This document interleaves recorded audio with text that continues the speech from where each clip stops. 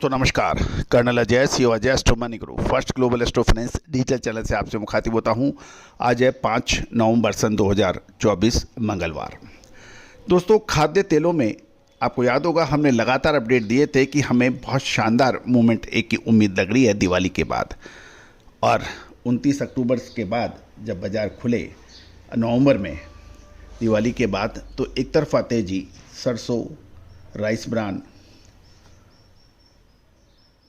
सोया तेल, पाम तेल, इन सब में शानदार तेज़ी दिखाई दी।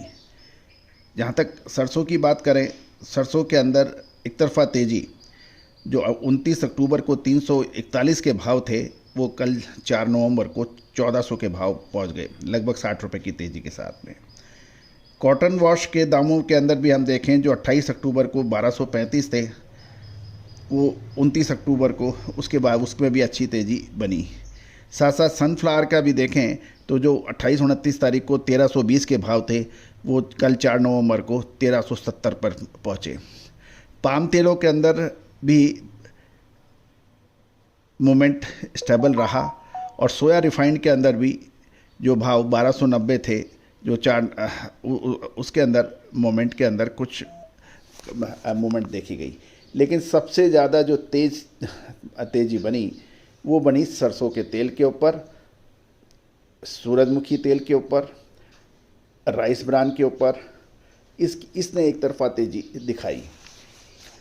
उम्मीद है कि आपने भरपूर लाभ उठाया होगा। अब जो संभावनाएं दिखाई दे रही हैं, यदि सोया तेल में भी देखें तो 1285 से 1345 रुपये तक के भाव सोया तेल के अंदर कुछ दिनों में बने। आरबीडी पामेलिन हो, सनफ्लावर हो, सूरजमुखी हो या सरसों तेल हो, इसमें शानदार तेज़ी बनी है। अब खबर ये निकल के आ रही है कि मजबूत रिंगट यानी जो मलेशियन करेंसी है, वो डॉलर के खिलाफ मजबूती दिखा रही है। सोया तेल की कीमतों के अंदर भी कुछ करेक्शन देखा गया है। मलेशियन क्रूड पाम तेल में भी कुछ वायदे के अंदर कुछ गिरावट देखी जा रही है। जानिए रिपोर्ट विस्तार से। दोस्तों कहा जाता है कि समय पे मुनाफा वसूल करना, समय पे माल खरीदना। जिस प्रकार एक स्वस्थ मानव शरीर के लिए समय पे सोना, समय पे उठना, समय पे व्यायाम करना, समय पे भोजन करना और समय पे नींद लेना ये आवश्यक होता है, उसी प्रकार व्यापार के अंदर भी समय से माल खरीद के समय पे माल बेचना ये अत्यंत आवश्यक होता है। और जो भी इसके अंदर इस प्रक्रिया के अंदर बाधा या डिले करता है, उसको खामियाजा भुगतना पड़ता है।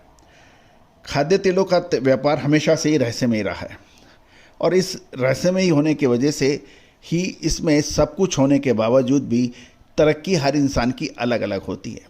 एक ही मंडी के अंदर आप 10 व्यापारी देखें, 10 एक ही जगह से माल खरीद रहे हैं, व्यापारी भी लगभग सेम है, लेकिन सबकी स्थिति अलग अलग क्यों होती है? जिसने सही विश्लेषण कर लिया, सही समय पे माल खरीद बेच लिया, वो आगे निकल जाता है, बाकी फिर वो बाजार को कोसता ही रहता है। तो दोस्तों विशेष रिसर्च रिपोर्ट के लिए आप संपर्क कर सकते हैं। जानिए रिपोर्ट मलेशियन पाम तेल की। दोस्तों खबर निकल के आ रही है कि मलेशियन कच्चे पाम तेल, जिसे क्रूड पाम ऑयल कहते हैं, का वायदा आज मंगलवार को गिरावट के साथ खुलने के समाचार हैं, जिसमें 4 दिनों की लगातार तेजी का सिलसिला आज थोड़ा सा खत्म होता दिख रहा है, क्योंकि डलियन कमोडिटी एक्सचेंज पर सोया तेल की कमजोर कीमतें और मजबूत रिंगट के कारण कीमतों पर दबाव आज देखा जा रहा है। शुरुआती कारोबार में वर्षा मलेशियन डेरिवेटिव एक्सचेंज पर बेंचमार्क जनवरी पाम ऑयल कॉन्ट्रैक्ट 23 रिंगिट या 0.47% गिरकर 4,868 रिंगिट पर आ गया है। यदि हम डॉलर टर्म में देखें तो ये 1,1115.23 डॉलर प्रति मैट्रिक टन माना जा रहा है। चीन में देखें तो चीन का डलियन सोया कॉन्ट्रैक्ट 0.18% गिरा हुआ है। हालांकि इसके पाम तेल के जो समकक्ष जो है वो 0.35% की वृद्धि है। इस बीच यदि हम शिकागो बोर्ड ऑफ ट्रेड पर अमेरिकन सोया तेल की कीमतें देखें तो वो 0.24% तेज दिखा रही है। पाम तेल की कीमतें अक्सर जो कॉम्पिटिटिव एडिबल ऑयल है उसके ऊपर मैच करती हैं, क्योंकि ग्लोबल वेज ऑयल बाज़ार में हिस्सेदारी के लिए आपस में कंपटीशन ये करते हैं।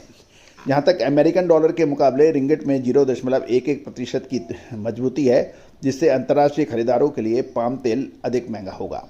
इस बीच हालिया बढ़त के बाद तेल की कीमतों में कुछ मुनाफा वसूली देखी जा रही है, क्योंकि बाजार अमेरिकन चुनाव नतीजों का बेसब्री से इंतजार कर रहा है। कच्चे तेल की कीमतों में यह गिरावट बायोडीजल फीड स्टॉक के रूप में पाम तेल को कम कॉम्पिटिटिव बनाती है। यदि हम कुछ ब्यूरो रिपोर्ट्स को भी माने तो अक्टूबर में मलेशियन पाम तेल का निर्यात 11.5% से 13.7% के बीच बढ़ने के समाचार हैं, जो मांग की वृद्धि को दिखा रहा है। साथ साथ इंडोनेशिया ने सीपीओ यानी क्रूड पाम तेल के लिए अपना नवंबर रेफरेंस प्राइस अक्टूबर के $893.64 से बढ़ाकर $961.98 प्रति टन कर दिया है, जिससे नवंबर निर्यात कर $124 प्रति टन निर्धारित हो गया है। अब विश्लेषण ये है कि पाम तेल के अंदर आज मामूली गिरावट देखी जा रही है। क्या अगले 10 से 12 दिनों के अंदर कुछ महत्वपूर्ण बड़ी गिरावट आ सकती है? बड़ी तेजी के बाद में क्या मुनाफा वसूली आ सकती है या फिर आगे मजबूती रहेगी? इसकी विशेष रिसर्च रिपोर्ट के लिए आप संपर्क कर सकते हैं। आपको याद होगा दोस्तों, हमने आपको नवंबर महीना एक बड़े मूव की तरफ इशारा किया था और नवंबर महीने ने जैसे ही बाजार खुले उन्होंने वो मूव दिखाया भी है। अब आगे क्या? विशेष रिसर्च रिपोर्ट के लिए संपर्क करें।